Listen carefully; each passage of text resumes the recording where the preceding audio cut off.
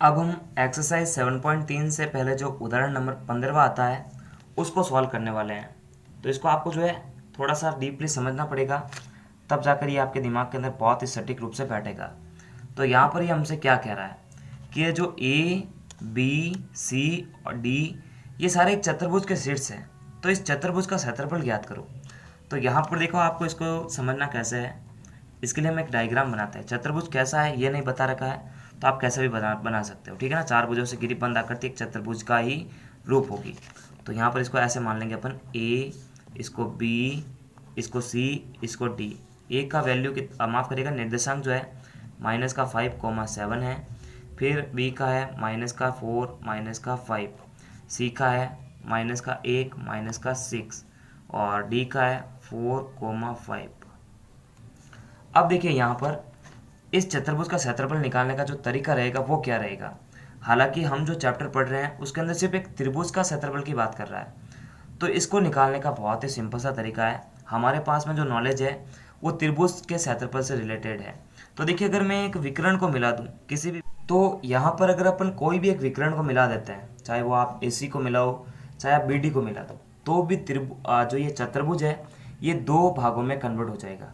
तो देखो यहाँ पर अगर मैं AC को मिला दूँ, ठीक है, तो यहाँ पर इसको सिस्टमेटिक करते हैं अपन। तो यहाँ पर लिखते हैं दिया गया है, जो चीज़ें हमारे पास में दे रखी है, दिया गया है। यहाँ पर क्या क्या चीज़ दे रखी है कि जो ABCD चतुर्भुज ABCD के शीर्ष है, ये चीज़ दे रखी है, ये शीर्ष है। हमारे को इस चतुर्भुज का क्षेत्रफल ज्ञात करना है। चतुर्भुज ABCD का क्षेत्रफल बराबर क्या करना है, ज्ञात करना है। तो यहाँ पर अपन जो है सिंपल एक वर्ड लिखेंगे, प्रमाण। ये लिखकर हम बताएंगे हम यहाँ पर एक रचना कर रहे हैं कि AC को मिला रहे हैं। AC जो एक विकर्ण है, तो AC विकर्ण की रचना की आप कुछ भी यहाँ पर लिख सकते हैं कि A को C से मिलाया। तो यहाँ पर देखिए, जब रचना कर रहे हैं तो एक त्रिभुज बन रहा है ABC और दूसरा बन रहा है ADC। तो दोनों का अलग अलग जो है इसके सूत्र से रिजल्ट निकाल दो, फिर जोड़ दो, तो ABCD का क्षेत्रफल निकल जाएगा। कारण इसका क्या है कि इन दोनों त्रिभुज, अब जैसे इसको 1 नंबर त्रिभुज, इसको 2 नंबर त्रिभुज, इन दोनों का योग ही तो देखो आप ABCD टोटल के बराबर बन रहा है। यानी हम अगर इसको ऐसे लिखना चाहें ना कि ये जो ABCD का एरिया, जैसे मैं इसको ऐसे लिख दूं, एरिया ऑफ ABCD जो है वो बनता है area of ABC plus area of ADC। मतलब इस त्रिभुज और इस त्रिभुज के क्षेत्रफल के योग से जो है इसका क्षेत्रफल निकलता है चतुर्भुज का। तो यहाँ पर जो है त्रिभुज के क्षेत्रफल से हम जो है सबसे पहले ABC की ओर चलते हैं। तो हम यहाँ पर निकालेंगे त्रिभुज ABC का क्षेत्रफल। तो सूत्र क्या रहता है, अब आपको जो याद होना चाहिए सूत्र, तो सूत्र रहता है कि त्रिभुज का क्षेत्रफल जो है इसके 1/2 कोष्टक x1 y minus y plus x2 y minus y plus x3 y minus y. ठीक है, तो यहाँ पर एक कोड याद रखना पड़ता है आपको, 23 31 12। ठीक है, ये कोड याद रखना पड़ेगा। अब देखिए ABC की अगर बात करें तो इन तीनों शीर्षों का आप यूज़ कर सकते हैं, x1 y1 x2 y2 x3 y3। तो यहाँ पर आप लिख सकते हैं मेरे साथ में। तो यहाँ पर देखिए x1 कौन सा है, वापस एक बार लिखते हैं। x1 ये -5 है, y1 हमारे पास में 7 है, x2 हमारे पास में -4 है और y2 हमारे पास में है -5, x3 हमारे पास में -1 है, y3 हमारे पास में -6 है। तो ये सभी मान हमारे पास में दे रखे हैं। अब इन सभी को जो है हम यहाँ पर इसमें अप्लाई करवा सकते हैं। तो एरिया ऑफ त्रिभुज का जो क्षेत्रफल है वो निकालते हैं अपन। x1 तो इसकी वैल्यू होगी -5, y2 हमारे पास में है -5 इसकी जगह, -y3। देखो ये डबल बार है ना, तो एक बार इसको माइनस में जो है इसको कॉस्ट में बंद कर देंगे और ये कोष्टक मंझले कोष्टक में कन्वर्ट हो जाएगा। प्लस x2 का वैल्यू आ रहा है माइनस का 4, तो इसको भी कोष्टक बंद करेंगे। y3 माइनस y1, तो y3 हमारे पास में माइनस का 6 है, और y1 जो हमारे पास में वो देखिए 7 है प्लस का, तो डायरेक्ट ही हो जाएगा। प्लस x3, देखो x3 जो है वो भी माइनस का, तो इसको कोष्टक बंद करो आप। y1 हमारे पास में 7 है, 7 माइनस y2 हमारे पास देखो माइनस का 5 है, तो 2 बार कोष्टक आएगा, तो ये कोष्टक जो है मंझले कोष्टक में कन्वर्ट हो जाएगा। अब इसको सॉल्व करते हैं, थोड़ी सी कैलकुलेशन है बस, इसमें ध्यान देंगे ना आप तो थोड़ा सा सही रहेगा। तो यहाँ पर देखिए माइनस का 5, अब देखो माइनस का 5 अपनी जगह पे है, माइनस माइनस हो जाएगा प्लस वाला, प्लस का 6 हो जाएगा, प्लस का चिन्ह। अब देखो माइनस का 4 अपनी जगह पे है, माइनस का 6 और माइनस का 13, माइनस माइनस प्लस जुड़ के बनेगा माइनस का 13, क्योंकि बड़ी संख्या का चिन्ह काम आएगा। प्लस का चिन्ह, माइनस का 1 अपनी जगह पे है, 7 माइनस माइनस प्लस हो जाएगा, तो 7 प्लस 5 हो जाएगा।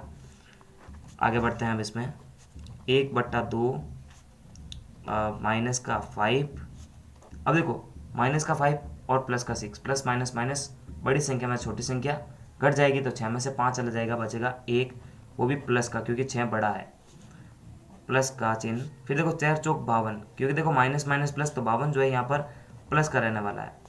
फिर देखो यहाँ पर 7 और 5 हो जाएगा 12, ये माइनस का 1 अपनी जगह पे है, 7 और 5 हो जाएगा 12।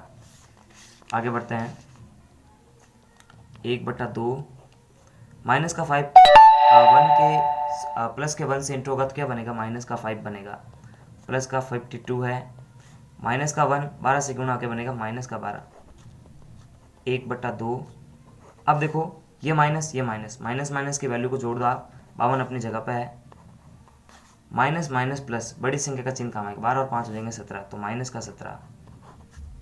52 में से आप जो है 17 निकालेंगे, कितना बचेगा, तो यहाँ पर निकाल देते हैं। 52 में से 17 निकालने पर ये हो जाएगा 4, ये 12 में से 7 जाएगा 5 बचेगा, 4 में से 1 जाएगा 3 बचेगा। तो यहाँ पर ये क्या आ रहा है, 1/2 इंटू 35, ये हमारे पास में वैल्यू जो है त्रिभुज ABC का आ रहा है, 1/2 35 आ रहा है। ठीक है, अब आप इसको आधा करना चाहो तो 35 का आधा हो जाएगा, तो 35 का आधा करना चाहो तो भी ठीक है, नहीं तो फिर इसको ऐसे छोड़ दो आप। एरिया ऑफ ABC जो है हमारे पास में निकल के आ रहा है 1/2 इंटू 35 वर्ग इकाई। तो हमारे को तो त्रिभुज का जो है चतुर्भुज का क्षेत्रफल निकालना है, तो एक त्रिभुज का जिस तरह से निकाला उसी तरह से दूसरे त्रिभुज का भी निकालेंगे। तो देखो ना हमने यहाँ पर क्या लिखा था कि एरिया ऑफ ABC, तो ABC का तो निकल चुका है, अब उसी प्रकार ADC का हम निकाल सकते हैं। तो यहाँ पर अपन जो है दूसरे नंबर त्रिभुज में चलते हैं, ये वाला ADC में। तो यहाँ पर लिखते हैं एरिया ADC में। ठीक है, अब यहाँ पर भी वही सूत्र सेम वाला, तो पहले अपन x1 x2 y2 ये सब लिख देते हैं, ठीक है ना, बाद में दिक्कत नहीं रहेगी। तो इसमें देखो x1 y1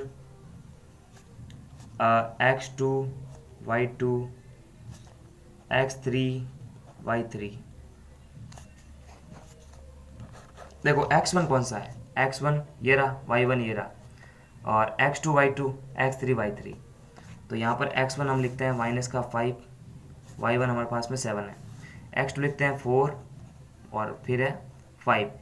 अब देखो यहाँ पर ये क्या थे, वापस एक बार चेक कर देते हैं, तो ये प्लस के ही हैं दोनों, ठीक है, प्लस माइनस की गलती होनी नहीं चाहिए अपने से। तो C वाली वैल्यू जो है माइनस का 1 है और माइनस का 6 है, सारे मान आ चुके हैं। आगे बढ़ते हैं, सूत्र लगाते हैं और आगे की जो है प्रोसेस हम करते हैं। तो यहाँ पर त्रिभुज का क्षेत्रफल 1/2 x1 y minus y plus x2 y minus y plus x3 y minus y, ये इस तरह से।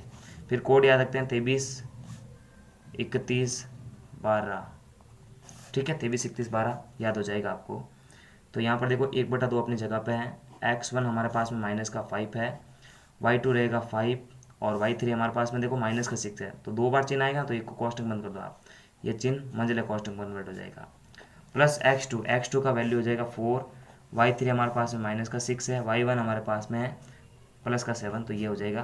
प्लस x3 हमारे पास में माइनस का 1 है, उसके बाद कॉस्टिक है, y1 हमारे पास में 7 दे रखा है, y2 हमारे पास में दे रखा 5। कोष्टक बंद करो। अब इसको सॉल्व करते हैं। तो सारी वैल्यू हमने जो है यहाँ पर लिख दी है। आगे बढ़ते हैं। 1/2 माइनस का 5। अब देखो माइनस माइनस प्लस, तो 5 + 6 हो जाएगा, प्लस 4 माइनस का 6 माइनस का 7, माइनस माइनस प्लस, बड़ी संख्या का चिन्ह काम आएगा, 7 और 6 हो जाएंगे 13, वो भी माइनस के, प्लस का चिन्ह, माइनस का 1 अपनी जगह पे है, 7 में से 5 चला जाएगा, बचेगा 2। आगे बढ़ते हैं। 1/2 देखो 5 और 6 हो जाएंगे 11, और जब 11 को आप माइनस के 5 से गुणा करोगे तो माइनस का 55 आ जाएगा, प्लस, अब देखो प्लस माइनस माइनस, बड़ी संख्या का चिन्ह काम आएगा, 13 चौक 52 हो जाएगा ये। तो यहाँ पर देखिए माइनस का 52, 13 चौक 52 हो गया। उसके बाद देखो जब माइनस का 1 2 से इंटू होगा तो माइनस का 2 बनेगा, तो प्लस माइनस माइनस का 2। ठीक है, आगे बढ़ते हैं। 1/2 माइनस का 55 प्लस माइनस माइनस का 52, फिर ये माइनस। तो आगे बढ़ते हैं। 1/2, ये सारे माइनस की वैल्यू तो सारे जुड़ जाएगी। पहले इसको जोड़ देते हैं अपन। जैसे माइनस का 55 ये अपनी जगह पे रखते हैं, माइनस का 2 और माइनस का 52 हो जाएगा माइनस का 54। अब इसको सॉल्व करते हैं अपन। 1/2, ये दोनों भी जुड़ेंगे और बड़ी संख्या का चिन्ह काम आएगा, 5 और 4 हो जाएंगे 9, 5 और 5 हो जाएंगे 10, 109, वो भी माइनस का।